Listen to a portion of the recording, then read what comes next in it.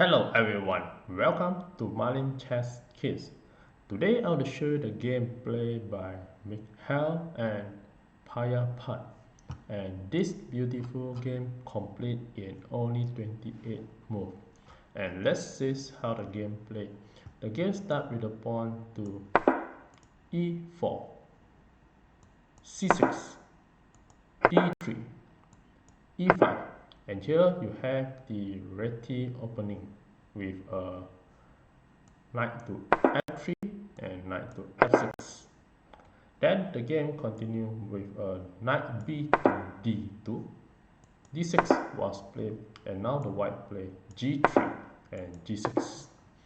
So this is the first 5 moves, and you can see that the white is slightly better because you have moved 2 of the pieces first, while the black moves of the pawn. And the game continues with white develop bishop to g2, then bishop to g7, and white go for castling, and also black go for short castling. Then b3 was played, and now knight b to d7, and here the bishop to b2, and after this the knight to c5. So here this is the first 9 move. Now the position become equal because both are fully developed the pieces, and the king is off the center and it was safe. Then the game continued with a rook to e1, and now the knight to e6. After this, the white play a4, trying to attack with the queen side, and now the knight to e8 was played. Another suggestion that the black can play will be playing a rook to e8 to develop and move the rook up. So in the actual game, knight e8 was played, and after this the white just push the pawn to e5. After this, the black play f5, trying to capture the pawn and allow the rook to attack the f file. And here the knight to c4 was played, and after this the black push the pawn to f4. And after this move, the white play d4, trying to attack the pawn at e5 with the knight, and also the knight, and also the bishop. So you have 4 pieces attacking the pieces. So here the black just capture the pawn, and now the knight capture back again. Another suggestion that the white can play is use the bishop to capture, and if you capture, then the knight will capture, and if the knight capture, then here the pawn will just capture the pawn, and this will give the black better because after the f pawn takes the g3, then here come a very nice sacrifice that the black can play by playing bishop to g4 and attack the queen, and this will give black to develop the pieces. So this is one of the great idea of sacrifice, and here the queen cannot capture the bishop because the bishop will capture the knight and check the king and win the rook. For example, if you capture the bishop, then the bishop will just capture the knight, and this is a fork, and it's check the king, and after move the king, such as move king to h1, then the bishop will just capture the rook, and now the rook just capture it back. So after the action, the black will be winning a rook for a bishop. So this move you cannot use the bishop to capture. It will give white a slightly advantage. In the actual game, knight takes first. Knight takes the d4, and after this, the knight captures back. Then the bishop continues to capture, and here, if you move bishop to g4 to attack,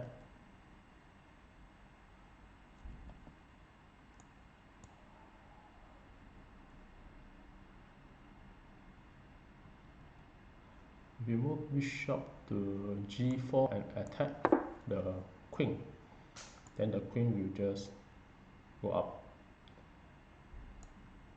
If you capture the bishop, then the black will just capture back the bishop, and in the exchange you just give black is better in this position. So after the pawn capture, then this bishop will attack the pawn and win the rook. So therefore, after pawn capture, then now the bishop will just capture the rook. And if you move away the rook, such as move rook to d1, then the pawn will just capture, and now you can't capture it back. And if you use the pawn to capture, then the bishop will just capture and attack the king. At the same time, you attack the rook and also able to attack the pawn. But obviously, the bishop will just capture the rook and win. So here, the nice move will be bishop to g4 and attack the queen. However, in the actual game, the bishop just capture the bishop and go for the action, and after this, the queen capture it back. Then the black push the pawn forward and attack the bishop, and now the bishop just move to f1. Then the bishop goes to e6, continue to attack the knight and have attack, develop the pieces. Here, the white continue to play rook a to d1 and continue to double up the pieces and trying to attack the pawn as well with 3 pieces, while the black only have 2 pieces. And in the actual game, d5 was split. Another suggestion that the black can play will play c5, attack the queen. And here the queen cannot capture the pawn because it's protected by the knight. So the queen has to move, and if the queen move to d3, then the rook can goes to c8. And if now the knight capture, and if your queen capture, then here the queen can just move away to f6, or even you want to capture the queen, it's possible to play as well. So if you capture the queen after the rook capture, and now you can just use the rook to defend the bishop. So it will be a white color winning by a pawn. So the actual game, d5 was played, and now the pawn capture, e takes d5, and bishop takes d5. Then now the white play knight to e3, trying to attack the bishop as well. 3 pieces attacking it. Or you can even also move the knight to g4 and check the king, and this will be a simple checkmate with a single knight controlling the square, and the queen control the diagonal square. So after this move, the queen just capture the pawn at a5, and this allowed the knight continue to attack by playing knight g4, and you were able to checkmate with just 1 knight.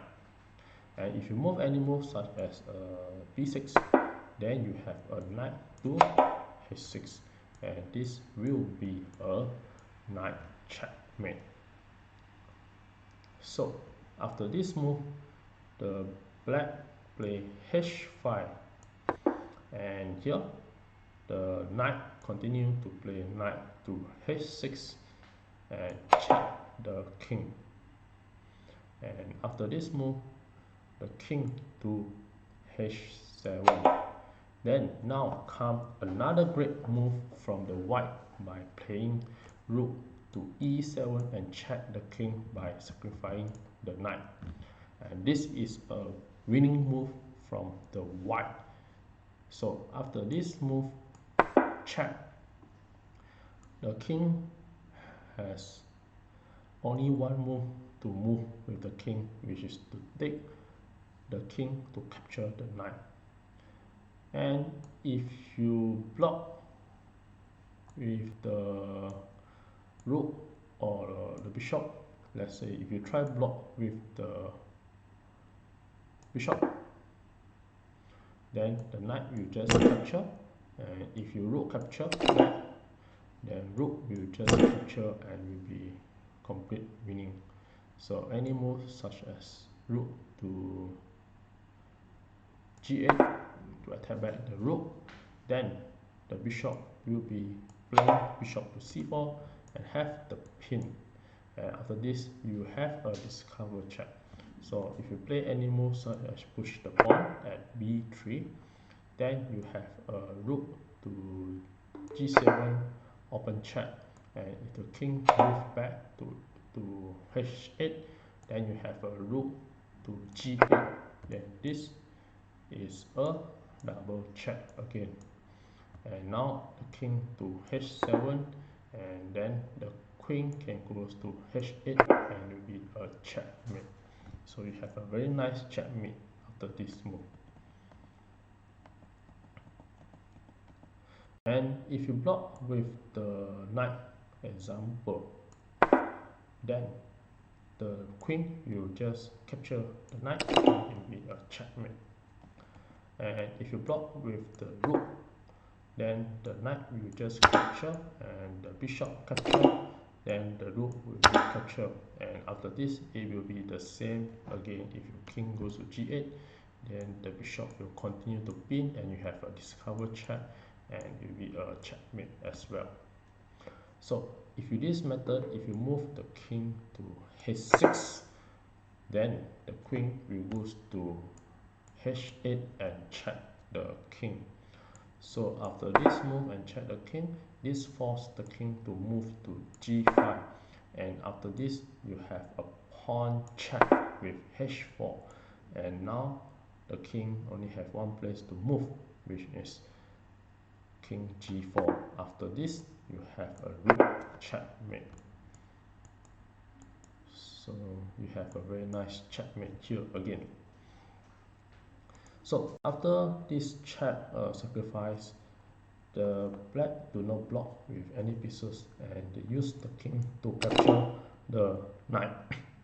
And after capture the knight, then the queen to e3 and you have the diagonal check with the rook control most of the square. And with this, you white have to use a pawn to defend it.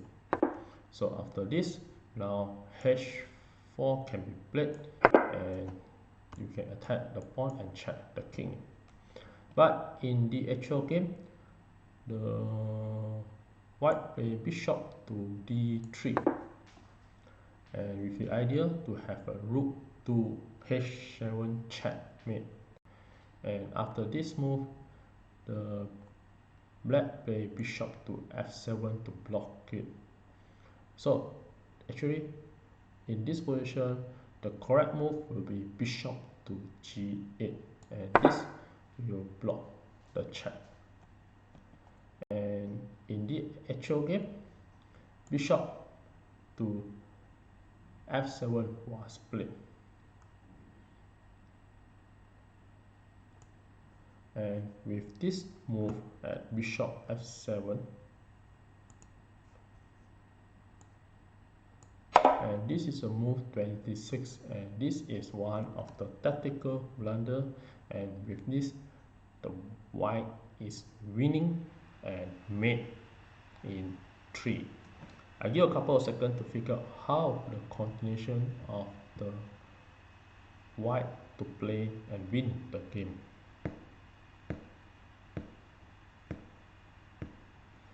Well, congratulations for those who found the answer, and for those who like to enjoy the show, here are the moves that the white play and mate in 3.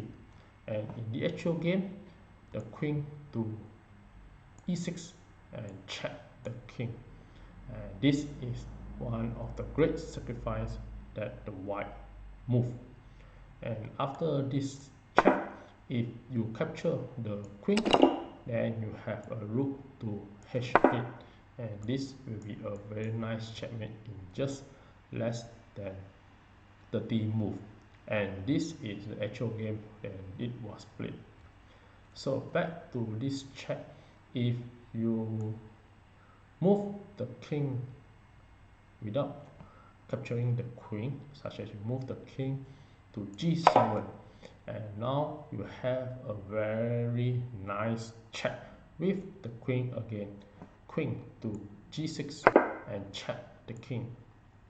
And again you can see that the bishop cannot capture the queen because it's being pinned by the rook. And again the king has only one place to move, which is king to h8, and you have a queen to h7 checkmate. So you can see the queen from here to here and here, and this will be the tactical path for the white to play and win the game. And back to this position. So if you block with the bishop, such as bishop to g6, then the queen will just capture and it will be a checkmate. And back to this one, if you block with the knight, such as a knight to f6, and again the queen will just capture the knight. And after capture the knight and check, then the king has no place to move. And the only way to move is to use the bishop block. Then again, now you can just capture the bishop and it will be a checkmate. Or you also can play queen to g7 and checkmate the king as well. Queen to g7 and it will be a checkmate as well. So basically, after this queen sacrifice,